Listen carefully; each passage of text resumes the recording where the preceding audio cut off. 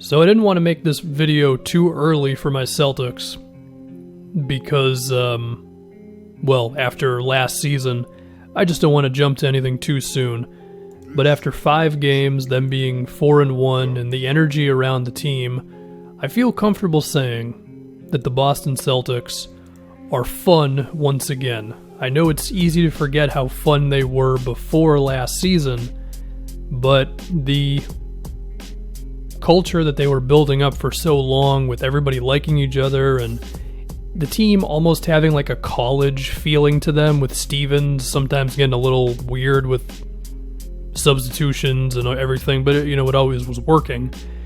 And that's kind of happening again this season. I mean, for one, the thing that was talked about a lot was, okay, maybe Kemba's not as talented as Kyrie, or he's definitely not, but he's not going to be as much of a, use whatever term you want to use.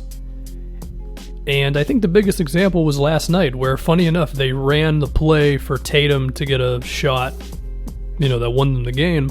That was the same play they ran against the Magic, where Kyrie freaked out because it didn't get to him or whatever, whereas last night, like, Kemba, he was maybe the happiest guy in the building for Tatum to get that shot. And even before it went in, or even before Tatum shot it, Kemba was not visibly, like, upset or anything, He was just focused on, like, playing defense for the last second or whatever.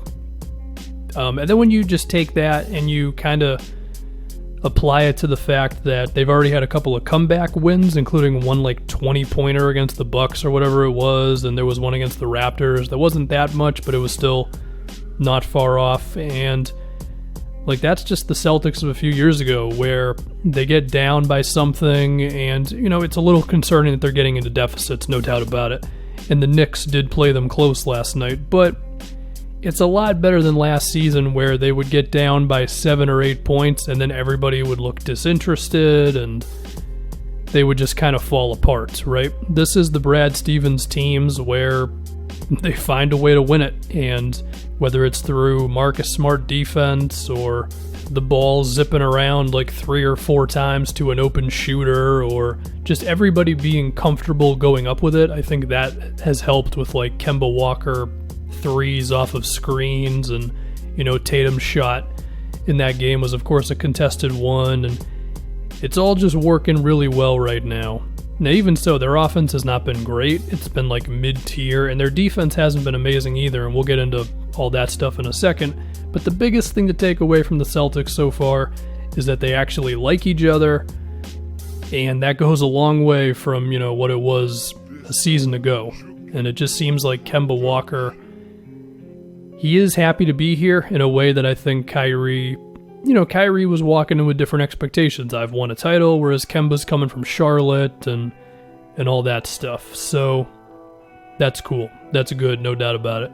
Now, if we talk about the actual basketball stuff, the void of Al Horford, I think, is still definitely felt.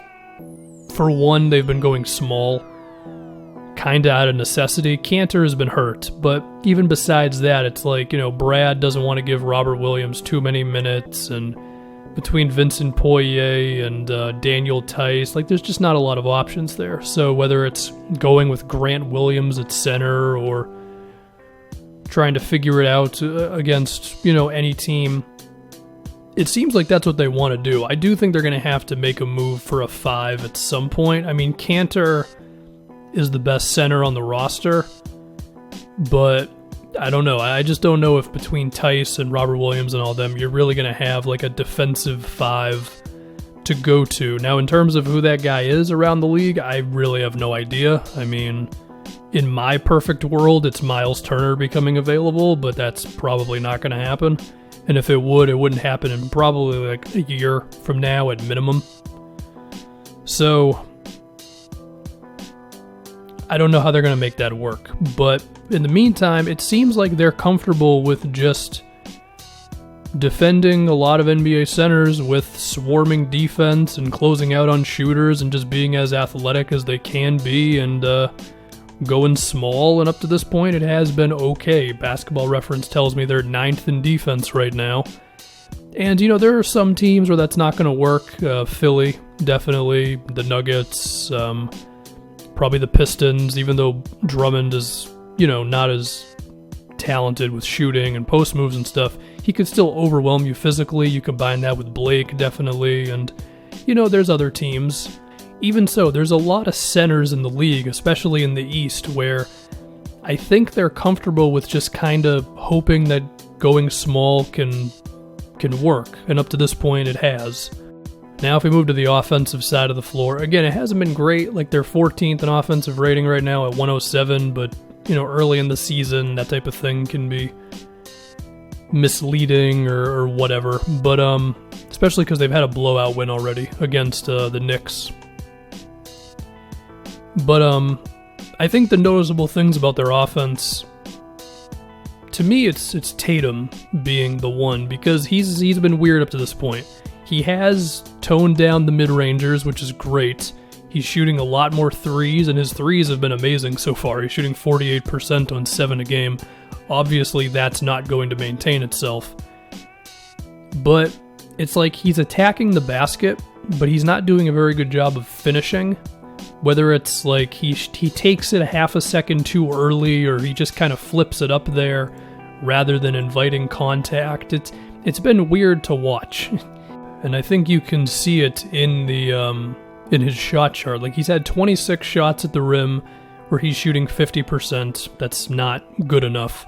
And then he's shot 16 shots from 3 to 10 feet, and he's shooting 25% on those. So it's not where you want it to be right now, but it's still the shots that you want him to take. So we just have to assume they're going to start going in. He's only attempted 9 long twos so far, which, granted, in a 5-game stretch, I guess that's okay. But it's still, like, he's attempted 37 threes already, so that's good. The shot chart definitely looks better for Tatum. It's just a matter of hopefully they go in. And then between the rest of the stuff, I mean, it's the Brad Stevens offense, and the team's talented. I mean, we shouldn't be shocked that offensively they've been okay so far. I mean, Hayward's definitely closer to being Utah Hayward than he's ever been in Boston. Kemba has been awesome so far. Like, Kemba's shooting 40%, but he's also shooting like 93% on 8 free throws a game, and he's taking nearly 10 threes a game. So as a result, his true shooting is still pretty awesome, and he's been efficient, even if his actual field goal percentage is a little meh.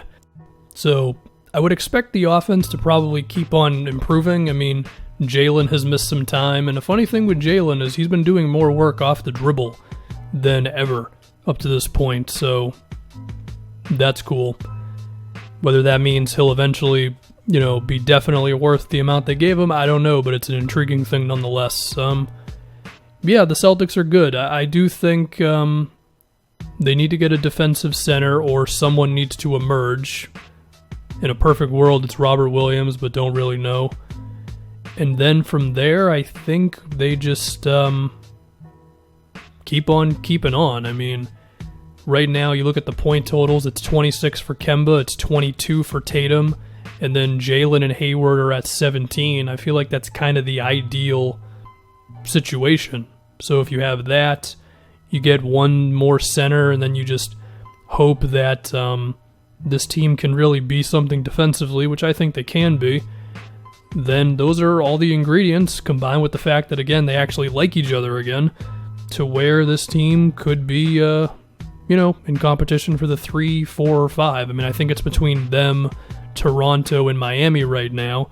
And to be fair, the Bucks have not looked great to start the season, so that's interesting stuff. Yeah, the Celtics are good, and it's a lot more fun to actually watch them this season.